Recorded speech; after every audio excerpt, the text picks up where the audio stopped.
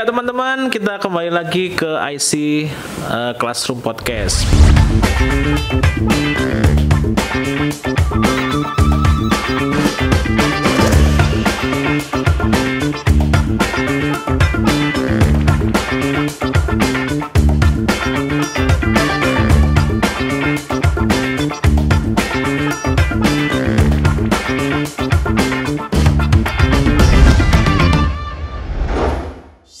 Bareng saya Insan dan saya Dana.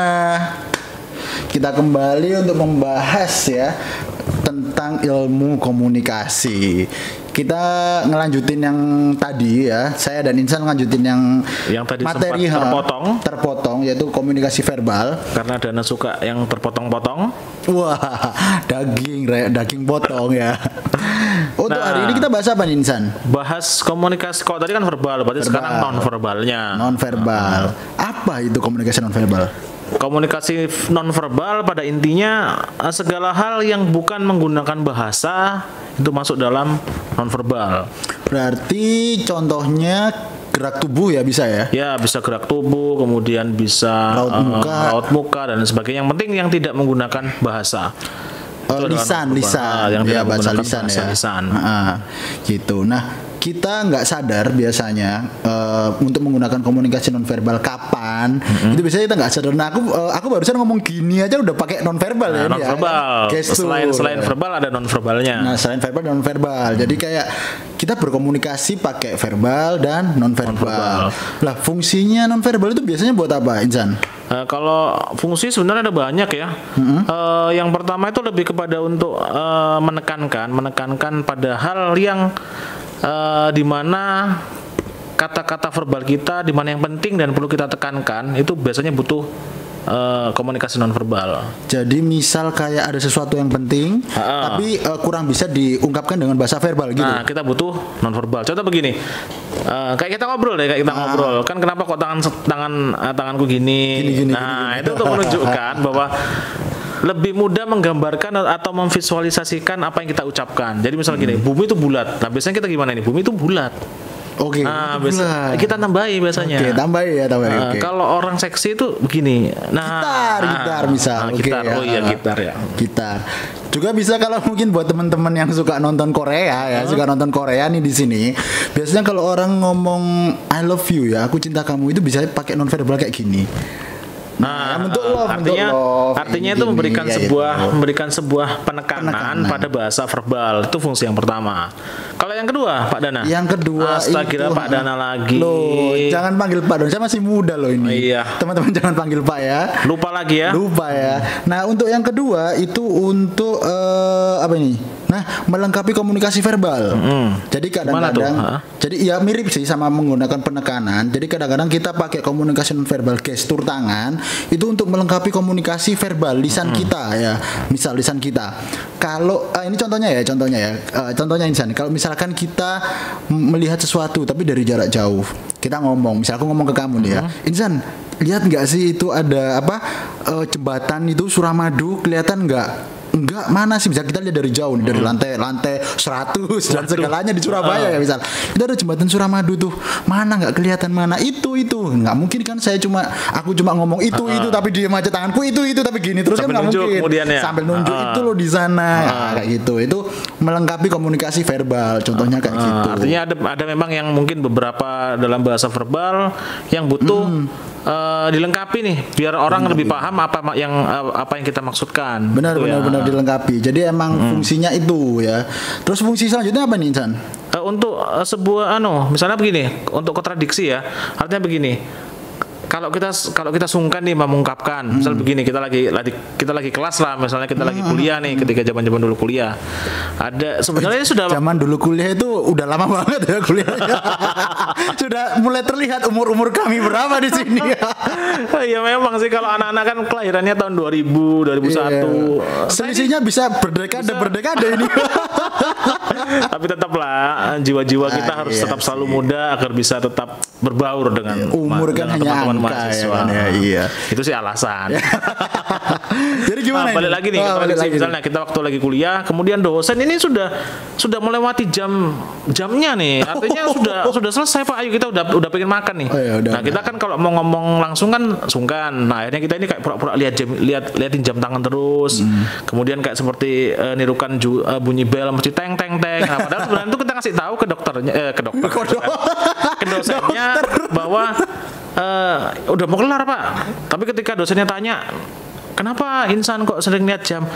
Keburu tah? Oh enggak Pak, saya cuma mengingatkan gitu. Bukan mengingatkan, artinya kita sungkan. Cuma pengen tahu aja Pak sekarang jam berapa. Padahal kan kita benernya ayo Pak, udah selesai gitu. Iya benar.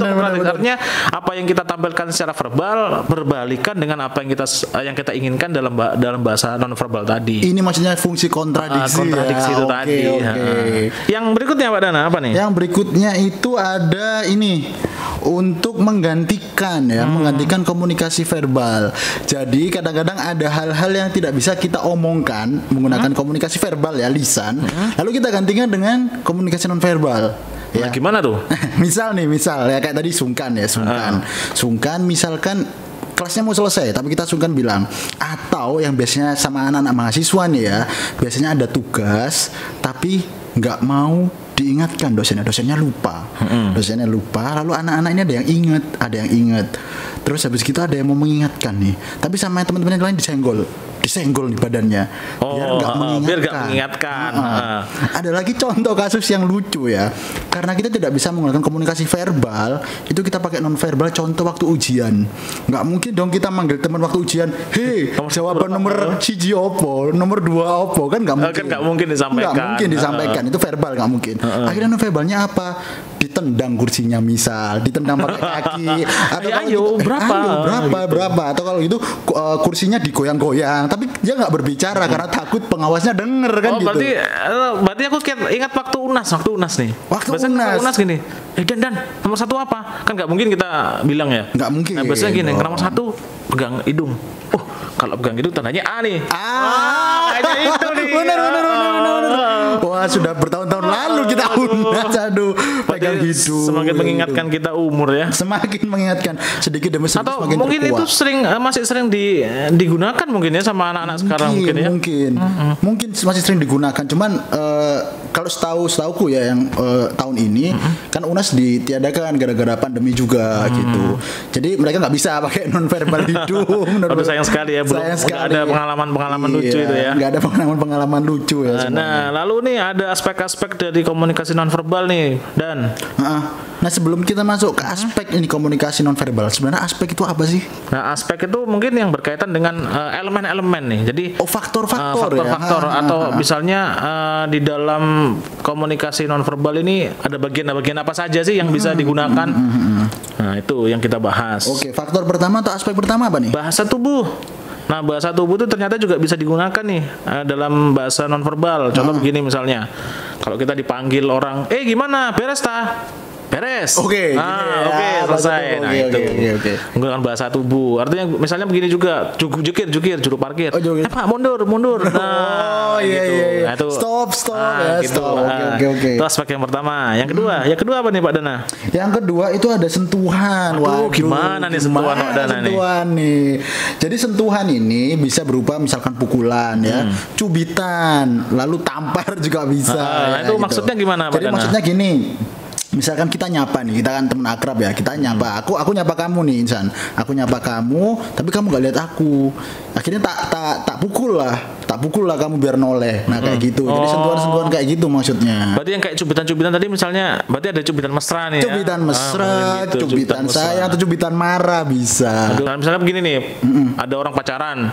Lagi megang tangan pacarnya di tempat keramaian misalnya, itu mungkin menunjukkan bahwa dirinya ingin menjaga si wanitanya. Iya gitu. Atau kalau nggak gitu dia menunjukkan bahwa ini sayang, ini pacarku. Waduh, berarti buat barang pamer dong ya. Iya.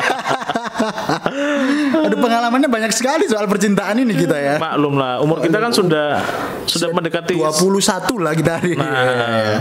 Kayak gitu. Lalu ada apa lagi nih aspek selanjutnya nih? Para bahasa itu seperti intonasi, kemudian volume suara, warna suara kita. Nah, misalnya kan kalau ada orang yang ingin menunjukkan bahwa dia sedang gemes nih sama pacarnya. Oh, gimana itu kalau gemes sama pacarnya?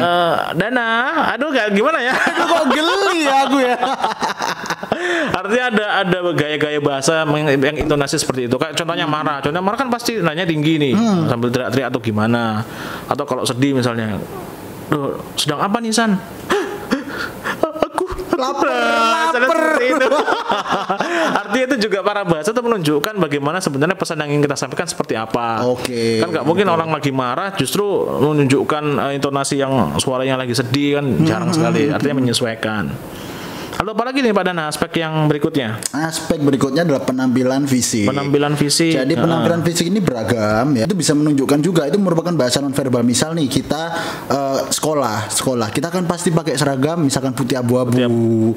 Ya SMA nih, SMA putih abu-abu itu kan menunjukkan bahwa bahasa sebagai bahasa nonverbal ini kita sekolah di SMA, tingkatannya SMA kayak gitu.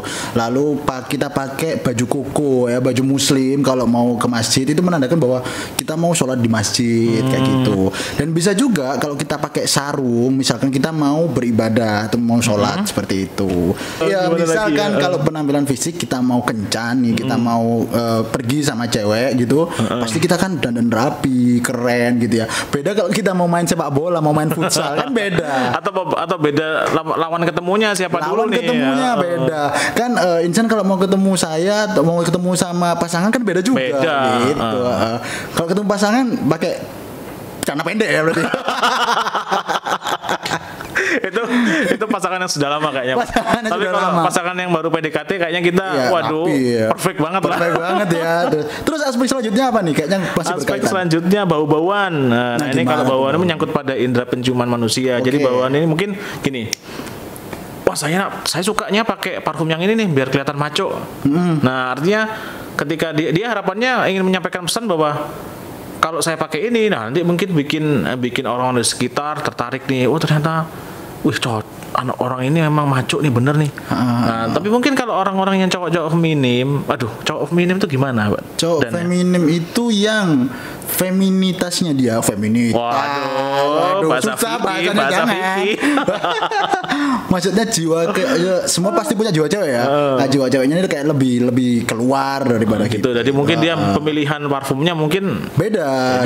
Atau orang ingin menunjukkan bahwa dirinya sedang olahraga misalnya. Nah, dia biar kelihatan. Emang ada parfum buat olahraga?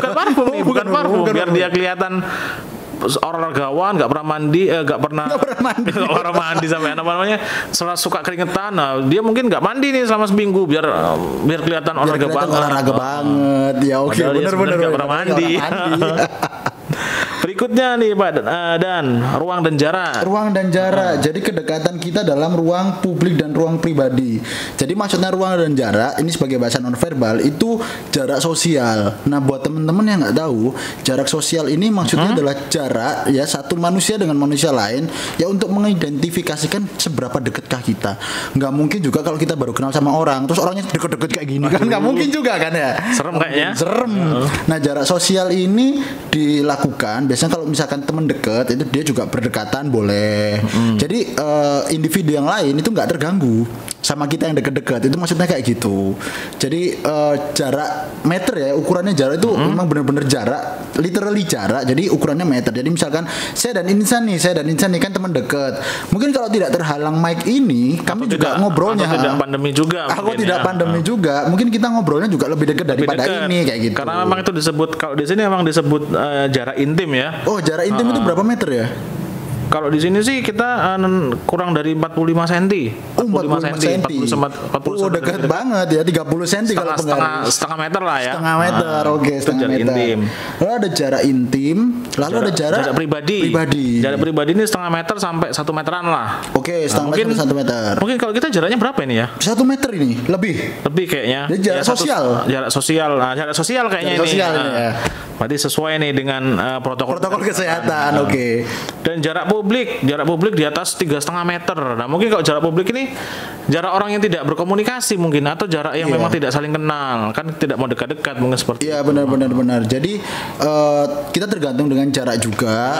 Jadi kedekatan seseorang juga bisa diukur dengan jarak. Maksudnya jarak ketika dia ngobrol seakrab apapun orang itu ya. Jadi misalkan kalau dia nggak kenal juga dia nggak mau dekat-dekat. Gitu. Berarti juga bisa dalam jarak ini juga bisa diartikan bisa melihat bagaimana hubungan dia tuh sebenarnya dengan lawan berbicaranya seperti apa sih? Seperti apa? Mungkin bisa semakin dekat semakin akrab. Kalau jarak antar pasangan berapa senti, Insan? Kayaknya itu tidak berjarak sepertinya. Tidak berjarak. Aduh, hati juga tidak berjarak mereka. Aduh, ini kayaknya masuk ke pembicaraan yang seperti apa ini ya.